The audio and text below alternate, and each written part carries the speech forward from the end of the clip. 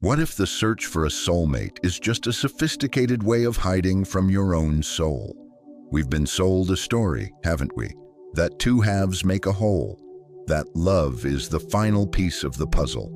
But what if that belief is the very thing preventing you from ever seeing the full picture? The Stoics, those ancient masters of inner peace, would tell you to examine your life from its end. Picture yourself in your final moments. The room is still. The only voice you hear is your own. And the question that echoes isn't who was with me, but did I live my own life? Or was I just a supporting character in someone else's? We willingly put on chains and call them commitment. We trade our freedom for the illusion of security, forgetting that the heaviest chains are the ones we mistake for gifts. If that thought lands somewhere deep inside you, if it stirs something you've tried to ignore, then stay with me, because we're about to dismantle the fear that keeps you from your own sovereignty. And if you're ready to build a life where you are the architect, not just a tenant, consider subscribing to Stoic Mindset Mastery for the tools to forge that unshakable self. The truth is, most people don't enter relationships from a place of strength. They enter from a place of panic. It's a quiet panic, but it's there. It's the dread of the empty apartment on a Friday night, the discomfort of eating alone in a restaurant, the fear of the silence that descends when the notifications stop. So they find someone, not necessarily because they are the one, but because they are there. They fill the void with another person, turning a relationship into a distraction from the one relationship that truly matters, the one with themselves. We've dressed up avoidance in a white dress and called it love. Carl Jung, a deep diver into the human psyche, once noted that loneliness isn't the absence of people, but the inability to communicate what feels important to you. And when you're with someone just to avoid being alone, you never learn to communicate the important things. You're just performing a script, hoping the other person won't notice you're reading lines you never wrote. When love is born from this fear, it's built on sand. Every small disagreement feels like an earthquake. Any hint of distance is a crack that could shatter the whole fragile structure. You cling tighter, not out of affection, but out of terror. You start to negotiate away your own values. You swallow your opinions. You bend and twist yourself into a pretzel just to keep the peace, to keep them from walking away. But that's not love. That's a hostage situation. It's a survival mechanism designed to keep you from being abandoned to the very silence you dread. We seek validation through another's eyes, and in doing so, we trade the raw, honest self-reflection that could actually make us grow. This is how you disappear without ever leaving the room. It starts with the small stuff. You compromise on a movie, then a restaurant, then a weekend plan. It feels like partnership. It feels like harmony. But then the compromises creep into bigger territory. You don't mention that career opportunity because it would mean moving. You stop painting because it takes time away from us. You filter your thoughts, your jokes, your passions, because you're afraid your full self might be too much or not enough. Over time, the person in the mirror becomes a stranger. Marcus Aurelius, the philosopher emperor, wrote that we should fear not death, but never beginning to live. And that's the tragedy. So many people stop living the moment they fear losing someone. When love is a fortress built from fear, it imprisons you. True connection should make you stand taller, not shrink. It should amplify your individuality, not erase it. But when fear is at the wheel, love becomes a silent contract. Don't be too real, don't rock the boat. Even if that boat is slowly taking on water and sinking, people convince themselves this is the price of admission. But the cost is their authenticity, their creativity, their growth, all traded for the comfort of a warm body next to them in bed, a distraction from the cold truth they're avoiding. The irony is, the silence they fear isn't an enemy. It's the only honest teacher they'll ever have. In solitude, the world's noise fades, and for the first time, you can hear your own frequency. At first, it's jarring. You hear doubts, regrets, the echoes of old wounds. But if you stay in that silence, if you stop running, you begin to hear your values, your purpose, your truth. Jung called the process of becoming who you truly are the great work of a lifetime. You can't do that work if you're always drowning in someone else's emotional ocean. If your every thought is filtered through the lens of, will this cause an argument? The fear isn't really about losing them. It's about losing the anesthetic they provide. Remove that anesthetic, and you're left with the raw, unedited version of yourself. For most, that's the most terrifying encounter imaginable. But it's also the most transformative, because once you can sit in your own company, content and complete, you stop needing others to make you whole. You stop trading your identity for a sense of belonging. You begin to love by choice, not by compulsion. And that love is unbreakable because it's built on freedom, not fear. Choosing to face that silence is the hardest thing you'll ever do. It takes a courage most people lack, but that courage is the bedrock of a life where connection is a gift, not a crutch. Where you can walk away from what doesn't serve you, not out of spite, but out of a deep commitment to not abandoning yourself. The fear behind love keeps you on a hamster wheel. Facing it is the only way to set yourself free. And freedom, as the Stoics knew, is the one treasure that can never be stolen. From our first bedtime stories, the narrative is set. It's in every song, every movie, every piece of well-meaning advice. You're born, you grow up, you find the one, and then life truly begins. It's presented as the ultimate destination, the final level where all the achievements are checked off. No one ever asks what happens after the credits roll, and no one questions whether this script is a universal truth or a beautifully crafted cage. This conditioning is insidious. It's in the casual questions at family dinners. So, when are you going to settle down? It's in the way success is measured by a ring on a finger. By adulthood, this message isn't questioned, it's absorbed. It becomes the air you breathe. The impact is profound. People grow up believing their life is on hold until they find a partner. They travel, they build careers, they learn, but it all feels like a prelude, a waiting room.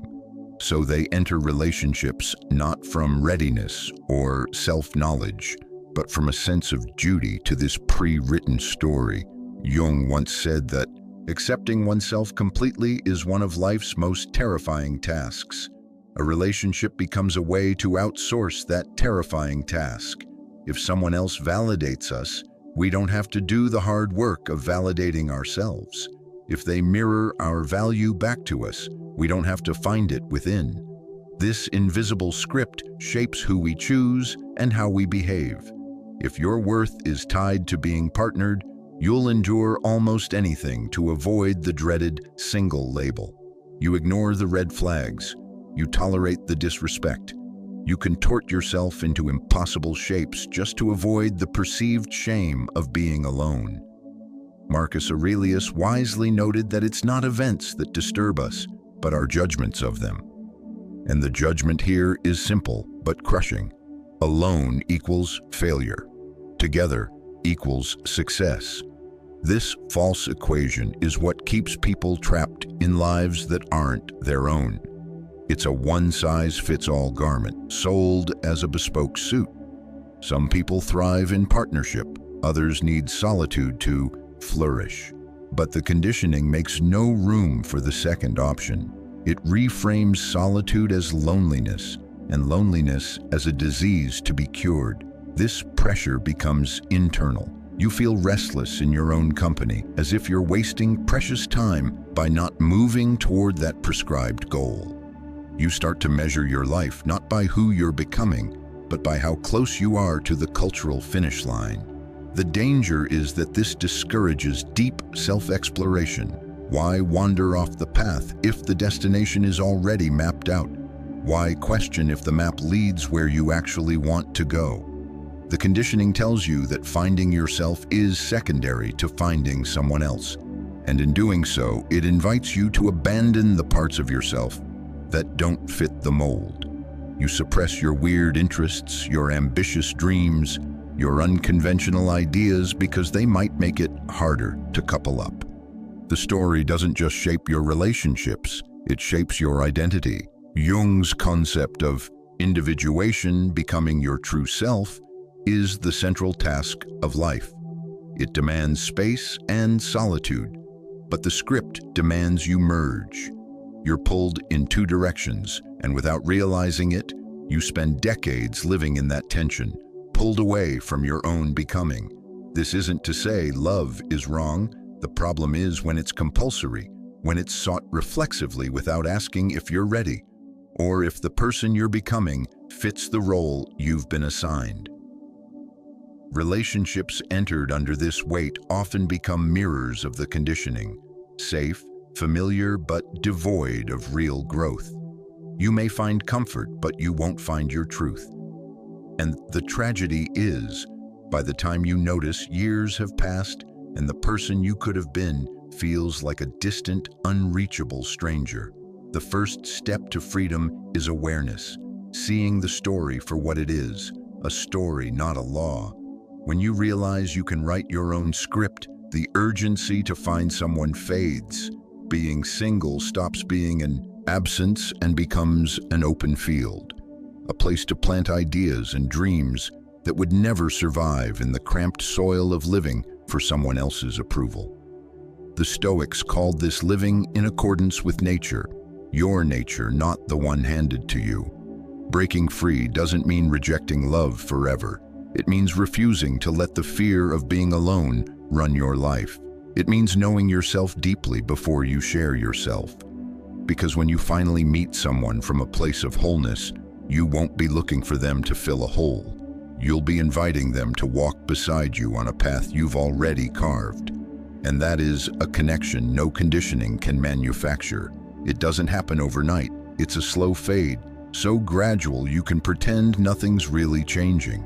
It starts with a tiny compromise. You skip that class you wanted to take because it cuts into couple time. You bite your tongue during a conversation to avoid a spat. You tell yourself it's maturity, that love means meeting in the middle. And at first, it feels noble. But those small concessions pile up.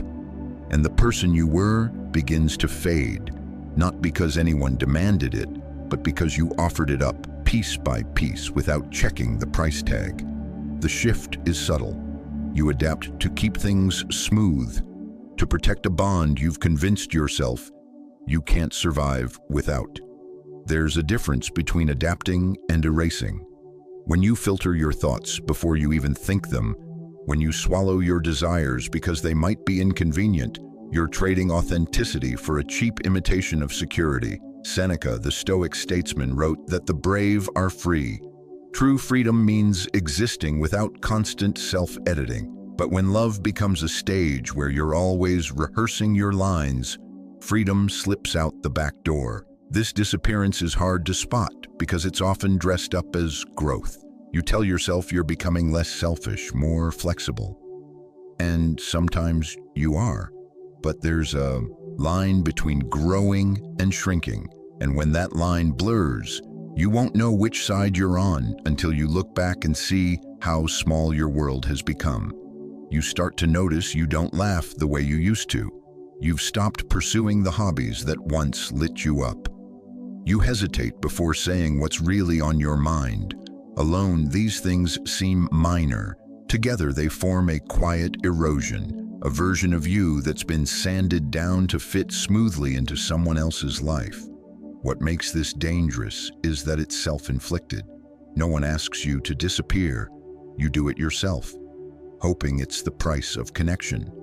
The unspoken belief is that love is maintained by removing your sharp edges, by becoming easier to live with, even when it costs you something essential.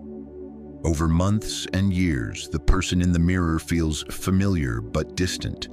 You recognize the outline, but the inner fire, The unique mix of thoughts and passions that made you you has dimmed to a flicker. This slow fade happens anywhere. The pressure to belong outweighs the courage to stand alone. And because it's gradual, it feels normal. You tell yourself everyone compromises. Maybe this is just the cost of doing business with the human heart. But underneath, a quiet restlessness stirs. It's the part of you that remembers a time when you felt fully, unapologetically alive in your own skin. The painful truth is that disappearing doesn't strengthen the bond. It weakens it. Relationships built on filtered selves have a fragile foundation. You keep the peace on the surface, but underneath, resentment grows. The connection becomes about maintaining an image, not genuine closeness. Marcus Aurelius reminded us that the soul takes on the color of its thoughts. If your thoughts are always tailored to avoid conflict, your soul will adopt the muted tones of fear, losing the vibrant colors that made you unique. Reclaiming yourself isn't about swinging to the other extreme and refusing all compromise. It's about remembering that the truest love thrives when both people stand whole. It's knowing you can be kind without erasing your boundaries. You can be loving without silencing your truth. The courage to be yourself will sometimes create tension, but tension isn't the enemy. The Stoics saw challenges as the training ground for strength. A relationship that can't handle your authenticity can't truly hold you. The slow disappearance is seductive because it feels safe, but that safety is an illusion if it costs you your life force. You are not meant to be a palatable, softened version of yourself just to preserve an idea of love. Love that demands your absence isn't love. It's a contract for self-abandonment. And when you finally see this, you understand that the greatest gift you can give any relationship is the fullness of who you are, unshaped by fear, uncut by compromise. Because the moment you stop disappearing, you stop trading your life for someone else's comfort, and you start living it as it was meant to be lived, whole, present, and unmistakably yours. Belonging is a primal human need. We're wired for it. There's comfort in having a tribe, a person, a place to call home, but we rarely talk about the quiet toll belonging can take when it's not grounded in freedom. The cost is never demanded outright. It shows up as a constant, invisible negotiation of your thoughts and desires. You learn which parts of you are welcome and which should be hidden. And the more you trade away, the safer you feel, even as something essential fades. This safety comes with unspoken rules. Some opinions are better left unsaid. Certain ambitions should be toned down. Raw emotions are carefully measured. Slowly, you start living in a kind of emotional middle ground. Never too much, never too little, always adjusted to fit the space you occupy. Epictetus warned that to improve, you must be willing to be thought foolish. But belonging makes us crave understanding. We choose smoothness over honesty, acceptance over self-expression. And that choice, repeated often, reshapes us. This cost feels like love. You tell yourself you're compromising because you care. And sometimes that's true. But the line between healthy compromise and self-erasure is thin. Belonging has a way of pushing you toward the latter. One day you realize you're no longer saying what you think unless it's safe. You've stopped chasing dreams that don't fit the shared plan. You've become careful and measured, not because you wanted to, but because change threatened the approval you worked so hard to secure. The cost isn't paid in dramatic betrayals. It's paid in small installments. The joke you didn't make, the truth you didn't speak, the risk you didn't take. Each one minor alone, but together they form a pattern of living for the stability of the group, not the authenticity of the self. If your thoughts are constantly adjusted for others, your soul loses its own color. Choosing solitude means keeping ownership of your essence without that background negotiation. It's not about isolation, it's about sovereignty. It's knowing that every decision comes from your own center, not from a calculation about how it will be received. Connection isn't inherently dangerous. Love and community can be powerful, but they only serve you if they allow your full presence. When belonging requires constant self-editing, it's not connection. It's a subtle form of control, and control, however softly applied, limits your capacity to live. Jung believed individuation can't happen when your self-worth depends on others' approval. You can't integrate the parts of you that are hidden to maintain belonging. Choosing yourself over the comfort of belonging isn't easy. It can mean standing apart, breaking unspoken rules, letting go of relationships that can't hold your truth. It can mean moments of loneliness sharper than you expected. But it also means living without the weight of constant adjustment, without the slow erosion of your voice.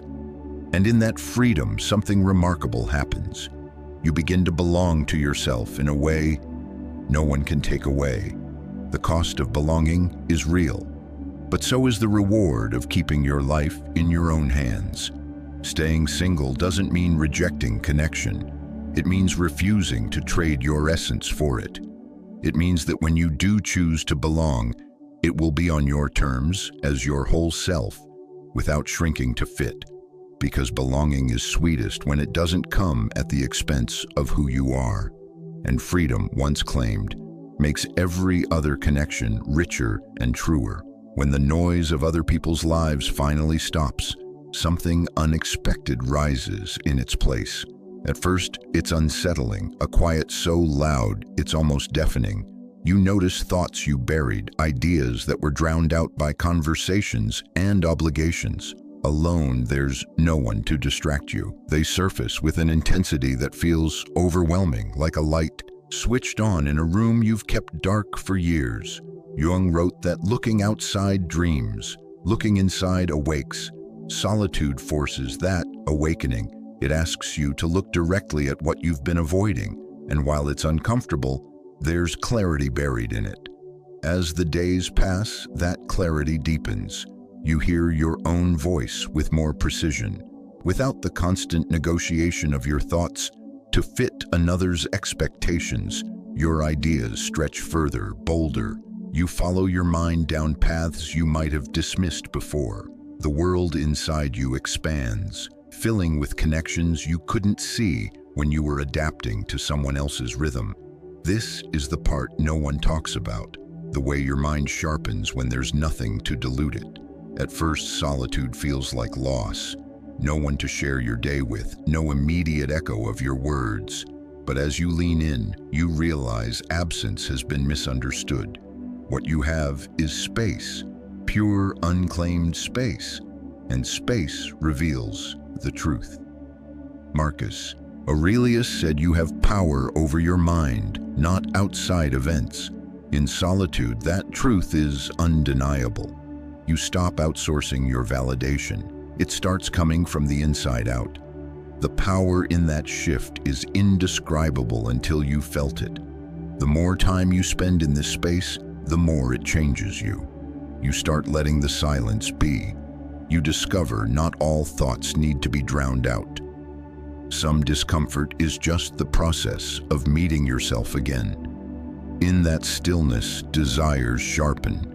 You realize which dreams are truly yours and which were inherited. You feel the pull toward things you'd forgotten. This is when solitude shifts from uncomfortable to addictive, not because you hate people, but because you've tasted freedom from constant compromise. There's a peculiar energy in being alone on your own terms. It's chosen, deliberate, rooted in self-respect. The Stoics would call this aligning with nature, your inner compass. You notice how much of your life before was reaction, reacting to someone else's mood, needs, plans. Now your energy is directed toward creation. You're not managing another's emotions before exploring your own. You're not tempering your excitement or holding back an idea. Time feels different. There's an openness for deeper work. You pursue an idea until it's formed, without interruption. You start something at midnight because you're inspired, without explaining yourself. You realize how much energy you spent maintaining the balance of a shared life. That energy is now yours to invest. Solitude isn't constant inspiration. Some days the quiet is heavy. You wish for the ease of another's presence, but even then, you understand the weight has meaning. It's shaping you, building your capacity to stand alone, to sit with your own mind. Eventually, the space stops feeling like a void and starts feeling like home. The truest connections, with others, with your work, are richer when they grow from this foundation. You no longer fear being alone because you've seen what can be built there. And once you've experienced that clarity, you'll protect it fiercely, not as a wall, but as the ground you stand on. Because when you belong fully to yourself, no connection can take that away, and no absence can strip you of it. From our earliest stories, there's a common thread, a promise that somewhere out there is another person who will complete you. You're not whole until you find your other half.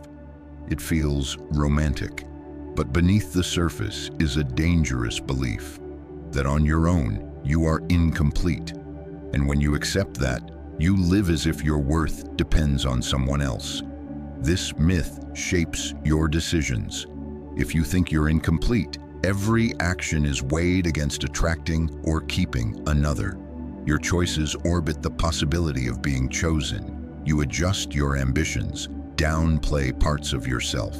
Your identity becomes about securing connection, not about what feels true. This isn't love, it's dependence disguised as devotion. And dependence, no matter how pretty, erodes you. It's seductive because it offers false security. It tells you that as long as the relationship lasts, you're safe. But that safety costs you. You measure yourself by how well you fit into someone else's life. You ignore the quiet signals within, the dissatisfaction, the suppressed dreams, because chasing them might disrupt the bond. Epictetus wrote that to be free, you must wish for nothing that depends on others. Freedom doesn't grow in dependence. It shrinks there until you realize you've built your life on ground that could disappear at any moment. When you buy into this myth, relationships stop being choices and start being lifelines. The thought of losing them isn't just emotional pain.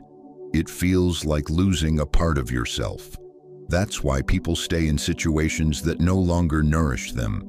They believe leaving would make them less than whole. But the truth is, you were never half of a whole. You were always an entire person capable of love and purpose, without needing to fuse to another. The wholeness you seek from someone else can only be built from within. Where did this belief come from? Culture. Societies idealize the couple. Single life is a waiting room. Even language reflects this. Settling down suggests only in partnership can life find its true form. But this narrative ignores that partnership isn't a guarantee of fulfillment, and singleness isn't a sentence of lack. Marcus Aurelius reminded himself that very little is needed for a happy life. It is all within yourself. The myth hides this truth, keeping people searching outward when the real work is inward. Breaking free doesn't mean rejecting relationships. It means approaching them from self-sufficiency, not need. When you're no longer a fragment waiting to be completed, love becomes a choice, not a dependency. You give without fear of losing yourself. You receive without making it your identity. This love is richer, built between two whole people who can stand alone. Jung understood this. True connection happens when both have confronted their own inner world, not used each other to avoid it. The challenge is that choosing wholeness can feel lonely at first. Without the immediate validation of a relationship, you face yourself in full. That's the work most avoid. But once you build a life that feels complete on its own terms, something changes. The fear of being alone fades. Your self-worth stops swinging with others' opinions, and the relationships you form aren't to fill a void, they're to share abundance. The myth is powerful because it's been repeated so often it feels like truth. But the real truth is liberating. You are not half of anything. You are a whole, complex being. The more you live from that place, the less you'll tolerate connections that require you to shrink. You stop treating love as an antidote to your existence and start seeing it as a complement. In that shift, dependence loses its hold. Individuality returns, and your life stops being a search for the missing piece and becomes the creation of something complete, entirely on your own terms. Society has a way of making its preferences known without saying them outright. It's in the reactions to milestones. Buying a house, getting married, having kids. These are celebrated as proof you're on the right path. They make you predictable, and predictability comforts the collective. When you're part of a couple, people know what comes next. Your life has a familiar shape, easier to understand, easier to control. But step outside that pattern. Live fully and unapologetically single. Suddenly, you're harder to define. Your next move isn't obvious. You don't fit the script. That unpredictability makes people uneasy. It signals a freedom they can't manage. The herd thrives on stability. It wants to know what to expect. In return, it offers acceptance. But that acceptance has an unspoken agreement. Don't stray too far. When you're coupled, the path is pre-written. Shared plans, mutual compromises, a rhythm in step with the majority. Nothing wrong with that rhythm unless it drowns out your own drum. The thriving single person doesn't just hear their rhythm, they live by it. They make choices without consensus. They move in ways that can't be predicted. In a world built on conformity, that's a power that both fascinates and threatens. Unpredictability is powerful because it's rooted in autonomy. If no one can predict your next step, no one else is setting your direction. You're not following a script, you're writing your own. The herd calls it instability. For the outlier, it's freedom. Without negotiating every decision, you pivot when inspiration strikes. You take risks without justifying them. You chase opportunities that make sense only to you. That ability to act without delay is rare currency. Of course, the herd tries to pull you back. Questions disguised as concern. Don't you want someone to share your life with? Aren't you afraid of ending up alone? Beneath them is an assumption that a life outside the couple framework is less valuable. But these are the questions of people who measure life by how well it mirrors the majority. They can't see that chosen solitude isn't a lack, it's a luxury, a wide open space where self-determination flourishes. What unsettles them most isn't your solitude, it's your contentment within it. If you're alone and miserable, the herd feels validated. It proves their path is better. But when you're alone and thriving, you disrupt the narrative. You show that fulfillment isn't exclusive to their lane. That makes others question their own compromises. Jung understood this discomfort. The most intense conflicts, when overcome, leave a security not easily disturbed. The thriving single person has faced that conflict head-on and found a calm the herd can't replicate. Unpredictability also breeds resilience. When you're not dependent on another for your identity, you're less shaken by change. The herd fears disruption, but the outlier moves through change fluidly. They're used to navigating without a map, they adapt. This adaptability is another form of power, letting them seize opportunities and weather challenges without losing themselves. In the end, the difference isn't about relationships, it's about agency. The herd follows patterns, finding safety in numbers. The outlier takes the risk of stepping off the path. The terrain is unpredictable, but it's theirs to explore. In claiming that risk, they gain what the herd sacrifices, the right to live entirely on their own terms. The thriving single person understands unpredictability isn't chaos. It's potential. It's being shaped by choice, not default. They're not rejecting connection. They're rejecting the idea that connection must cost individuality. In a world that rewards predictability, the outlier's refusal to be defined is both a rebellion and a declaration. I belong to myself first. That self-possession can't be given or taken. It's built, earned, protected, and once you have it, you realize it's the rarest power there is. The greatest ideas rarely arrive in a crowd. They don't grow in rooms full of chatter and expectation. They emerge in the still hours when the world feels far away. There's an electricity in those moments. The long nights lost in thought. The quiet mornings with no obligation. In solitude, your mind roams without permission. It wanders into strange territory, stumbling onto connections it wouldn't make under an audience's gaze. Jung called solitude a fountain of healing. What he understood is that creation needs space. Without it, the raw material of thought has no room to take shape. Alone, you chase an idea without justifying why it matters. You follow a thought into obsession without explaining to someone else's logic. You let it consume you for hours or days. No one tells you to slow down. That freedom to sink into your own process is rare in a world obsessed with connection. It's in that freedom that the creative edge sharpens. Without compromise, without pressure to adjust your pace, your mind stretches in ways it can't in a crowd. Crowded spaces pull your attention outward. You're aware of others, of how you're interpreted, of what's expected. That awareness is useful in collaboration, but it's poison to certain kinds of thought, the kind that needs to be unruly and untouched. Solitude removes the need for approval. You're not creating to be seen a certain way. You're creating because something within demands existence. Seneca said, "We must withdraw into ourselves, not out of avoidance, but as preservation, to protect fragile ideas until they're strong enough for the world." The absence of expectation makes solitude fertile ground. When no one waits for a certain output, you explore the strange and absurd, and that's where original ideas live. You write what may never be published. Sketch what no one will see. Experiment without fear of public failure. Solitude becomes a laboratory where mistakes are necessary.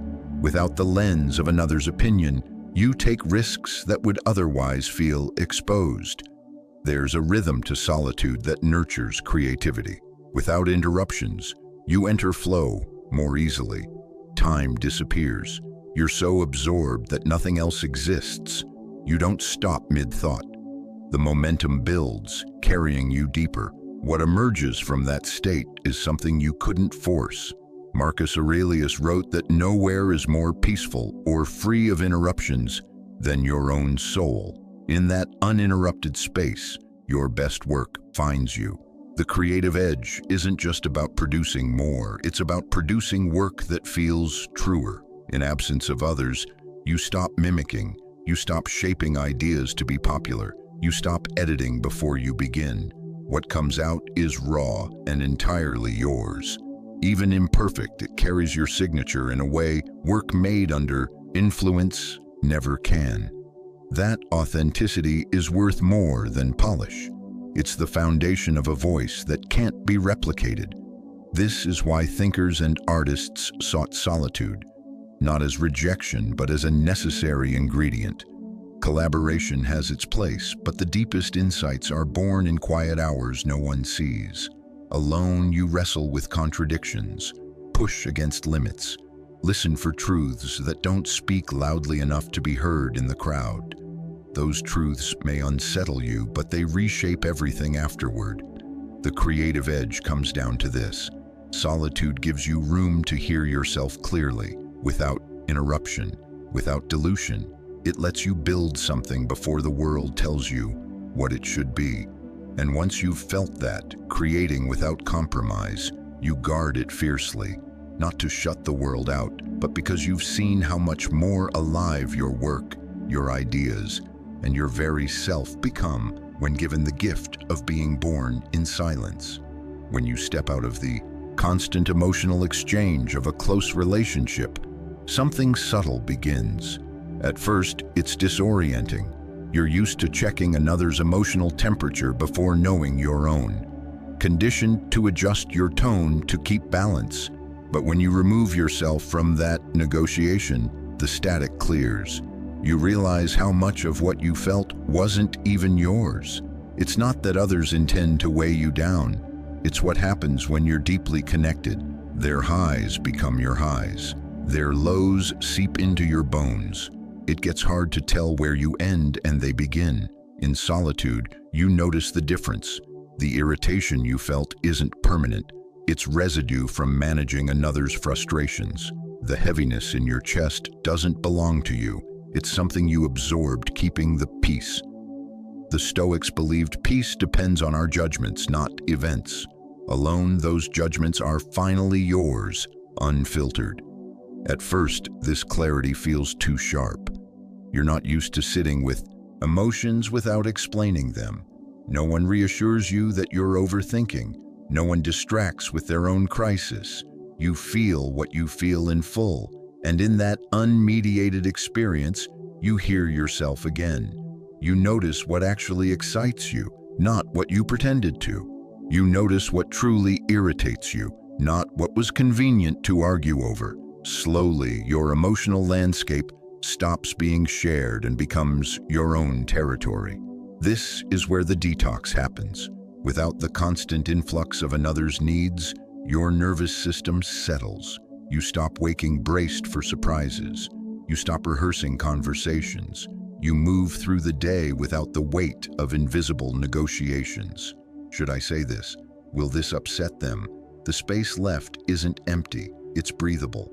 Filled with your own rhythm, your own pace, your own balance. Emotional independence doesn't mean you stop caring. It means you stop carrying others in ways that cost you yourself. In solitude, you learn to communicate those things to yourself first. You validate your own emotions without waiting for acknowledgement. You give yourself permission to feel without editing for someone else's comfort. And when you reconnect, you do so from groundedness, not entanglement. One surprise is how joy changes. When linked to another's state, your joy is never entirely yours. Amplified by their happiness, dampened by their unhappiness. Alone, your joy becomes self-generated, steady, less vulnerable to being pulled apart by someone else's storm. You notice small pleasures that were background noise, light hitting your kitchen in the morning, your own laughter at something only you find funny, the calm of your own space. This detox isn't always comfortable. There are moments you feel the absence as emptiness. You might feel the pull to seek that old entanglement just to feel something familiar.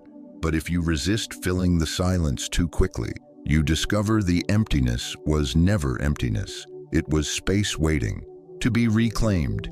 Space where your own voice, long overshadowed, can speak again. In the end, this detox is less about removing others and more about removing the haze they create around your inner world. It's about standing in the center of your own emotional weather without being swept away by someone else's storms. And once you've felt that clarity, once you've experienced the quiet strength of owning every feeling that passes through you, you understand why protecting it becomes non-negotiable. Because in that clarity, you don't just hear yourself again, you recognize yourself. And that recognition is the beginning of everything. When you choose to live on your own terms without leaning on a partner or group validation, the labels come quickly: lonely, selfish, incomplete. These words aren't really about you. They're about the discomfort your independence stirs in others. You've stepped outside the script. People don't know what to do with that. The system loves dependence because it's stable. A dependent person is easier to guide, easier to sell to, easier to keep in place. If your sense of self comes from a partner's approval or a group role, you'll protect it at any cost, even your own truth. Dependence keeps you in line, but it also keeps the system safe. When you no longer need that structure to feel whole, you can't be controlled the same way. Your decisions aren't dictated by fear of being left out or judged. That makes you unpredictable. The system doesn't know how to handle that. So independence gets mislabeled. They call it loneliness because they can't imagine fulfillment without constant company. They call it selfishness because you prioritize your path over conformity. They call it incomplete because their idea of complete needs someone else. This mislabeling is social control. If independence is painted as undesirable, fewer pursue it. If staying single is failure, people rush to couple up, even silencing themselves to fit the mold. The system doesn't need physical chains. It only needs to shape your beliefs about a meaningful life. That's why choosing to live free is so radical. It's not just about you. It's about refusing to reinforce a cycle that trades authenticity for acceptance. Independence is threatening because it's proof you can live without constant validation. You don't need someone to tell you who you are to make your choices feel legitimate, to keep you from feeling empty. This isn't about rejecting love. It's about removing need from the equation. Love given freely without dependence is one of its purest forms. But to reach that, you have to stand firmly on your own. Yet this freedom isn't easy to hold. There are days the weight of full responsibility feels heavier than expected. No one to blame when you fall, no one to credit when you succeed. You own it all. But that's the point. Freedom without ownership isn't real. It's just dependence disguised as choice. People fear what they secretly want. Those who criticize your independence often wish they had the courage to claim their own. They may not admit it, but your example forces them to confront their compromises. It's easier to dismiss you than to question if they've settled for something smaller than they wanted. That's why standing in your freedom isn't just personal. It's an act that can shift those around you, even if met with resistance at first. So when they call you lonely, remember solitude can be power. When they call you selfish, remember self-respect is the foundation for every meaningful connection. When they call you incomplete, remember wholeness doesn't come from what you add, but from what you refuse to give away. The system thrives on dependence, but your life doesn't have to. The mislabeling fades once you see it for what it is, a sign you've stepped outside, the boundaries others feel safest in. And once you've stepped out, you'll realize there's far more space out here than you were ever led to believe. Sovereignty isn't stumbled into, it's earned, and the price is never cheap. To claim it, you let go of things most cling to as proof of a good life. Shared plans that give direction, automatic affection that reassures without effort, built-in companionship that fills weekends and holidays. These are warm and comforting, but they come with strings that quietly pull you away from yourself. To step into true sovereignty means cutting some of those strings. Most won't make that decision because it demands giving up a comfort that feels too good to lose.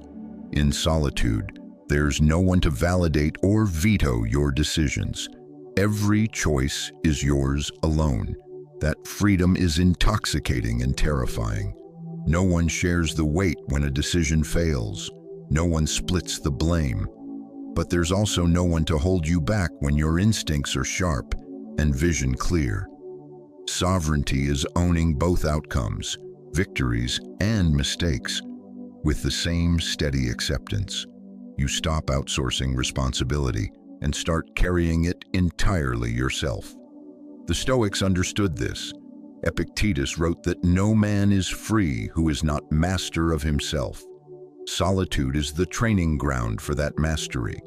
The price isn't only in tangible comforts. You pay in doubt, in nights when silence feels heavier than you thought. In mornings you wish for someone beside you to share small joys. Sovereignty can be lonely, not because you lack people, but because you've chosen to live without depending on them to steady you. You learn to be your own anchor, generate your own reassurance, sit with discomfort instead of reaching for a quick fix in someone else's presence. That skill, holding your ground without external support, becomes your greatest strength. The beauty of sovereignty is that it changes every connection you do choose. Without dependence, relationships are no longer about filling a void. They're choices from abundance, not necessity. You're not asking someone to complete you or rescue you. You're inviting them to walk beside you because you want to, not because you have to. Jung's individuation, becoming whole within yourself, is sovereignty lived. You can love deeply without fear that losing someone means losing yourself. But the world rarely encourages this.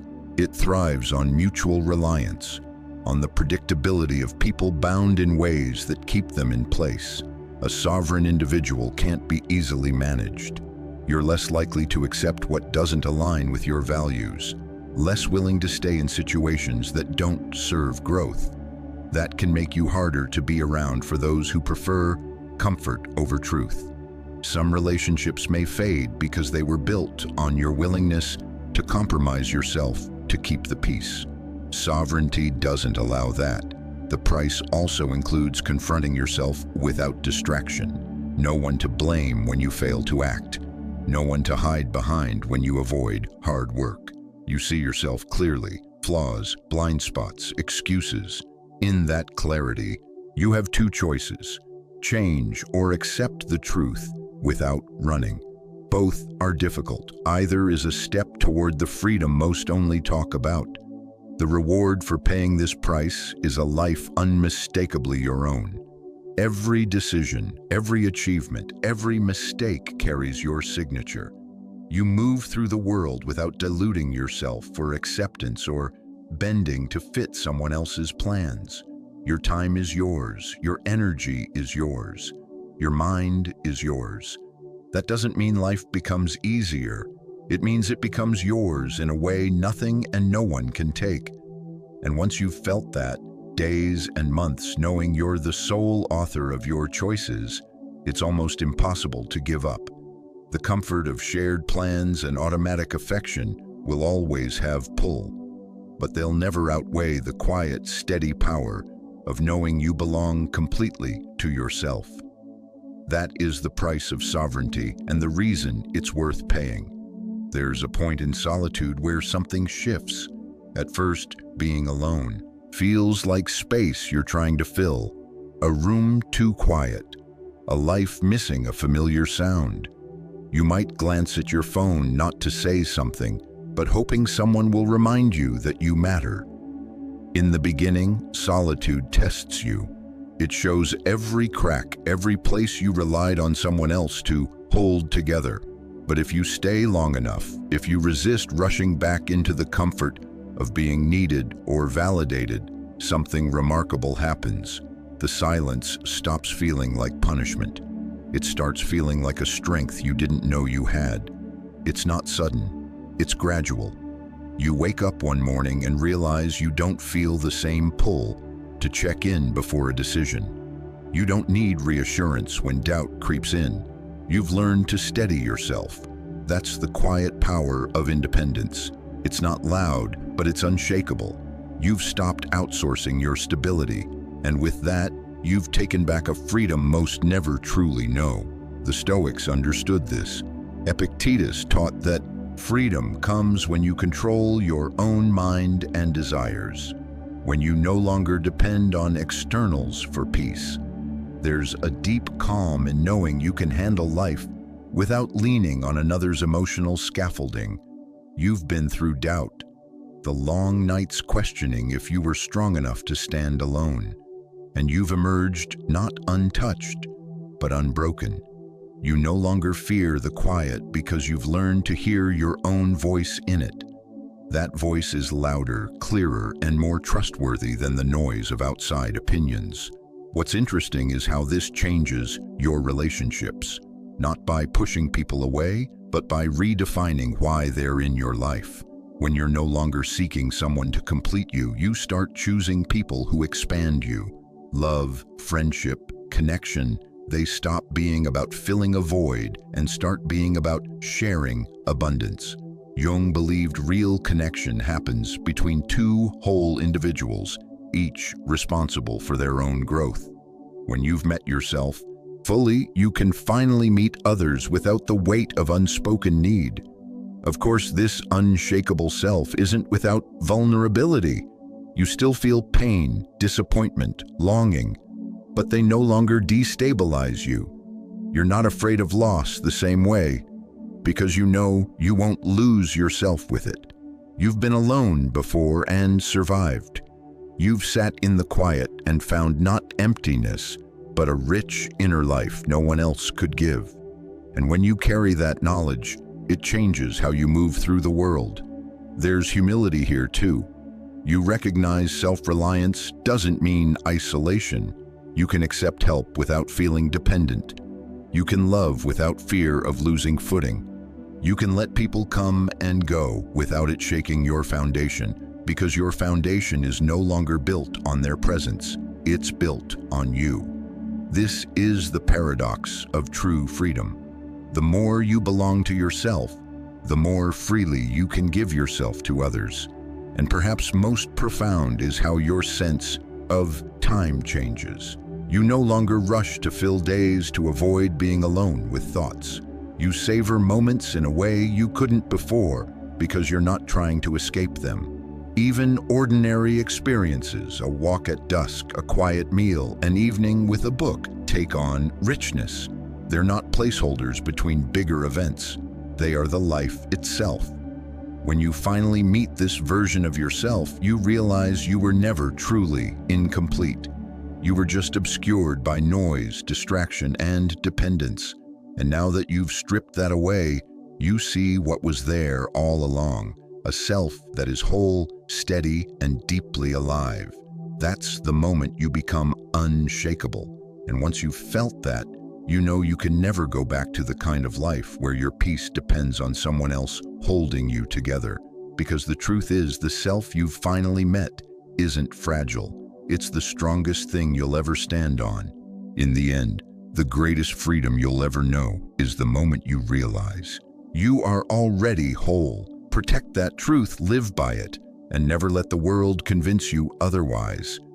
If this message resonated, there's another video waiting that will take you even deeper into this journey of strength and self-discovery. Watch it next, and thank you for being a part of Stoic Mindset Mastery, where every step you take is a step toward becoming who you truly are.